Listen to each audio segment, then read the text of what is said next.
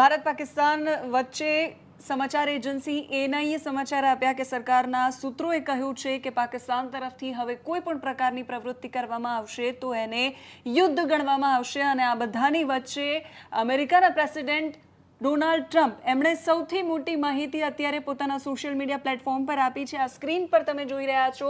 Donald ટ્રમ્પે એવું કહ્યું છે કે ભારત અને પાકિસ્તાન સંપૂર્ણ યુદ્ધ વિરામ માટે સહમત થયા છે। એણે પોતાના ટ્વીટમાં આ ફોટો મૂકીને લખ્યું છે, after a long night of talk immediate by the United States, I am please to announce that India and Pakistan have agreed to a full and immediate ceasefire. Congratulations to the both countries on using common sense and great intelligence. Thank you for your attention to this matter.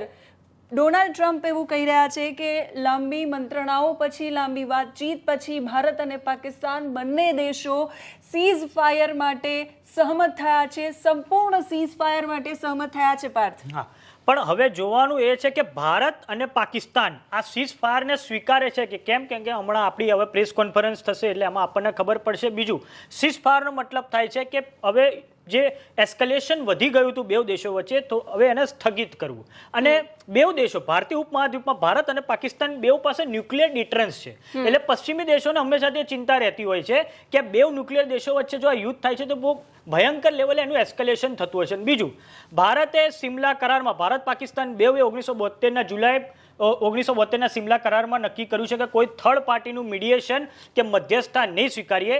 તો હવે આપણે જોવાનું છે કે ભારત હવે આગળનું કદમ કેમનું લે છે, આ વસ્તુ છે। અને સાથે જ સિંધુ જળ સભ્યતાના જે કરારો, સિંધુ જળ કરારો જે આપણે રદ કર્યા છે તેની પર પણ હવે શું સ્ટેન્ડ લે છે ભારત, તે જોવાનું રહેશે। ચોક્કસથી એ જોવાનું રહેશે કે ભારત હવે શું સ્ટેન્ડ લે છે। 6 વાગે પત્રકાર પરિષદ છે, MEA અને MOD બંનેની આ પ્રેસ કોન્ફરન્સ સંયુક્ત છે અને પ્રેસ કોન્ફરન્સમાં શું કહેવામાં આવે છે, શું ભારત આ મધ્યસ્થી માટે સહમત છે કે નહીં, ભારત સંપૂર્ણ સીઝ ફાયર માટે સહમત છે કે નહીં। કેમ કે અગાઉ સમાચાર એજન્સી એએનઆઈએ સમાચાર આપ્યા છે કે હવે પછી પાકિસ્તાનની આતંકી પ્રવૃત્તિઓને યુદ્ધ ગણવામાં આવશે। પાકિસ્તાન તરફથી સતત એક તરફ એક હુમલા ચાલુ છે અને બધાની વચ્ચે ડોનાલ્ડ ટ્રમ્પે આ સૌથી મોટી જાહેરાત કરી છે। ભારત કઈ રીતે આને લે છે એ જોવાનું મહત્વપૂર્ણ રહેશે। નમસ્કાર।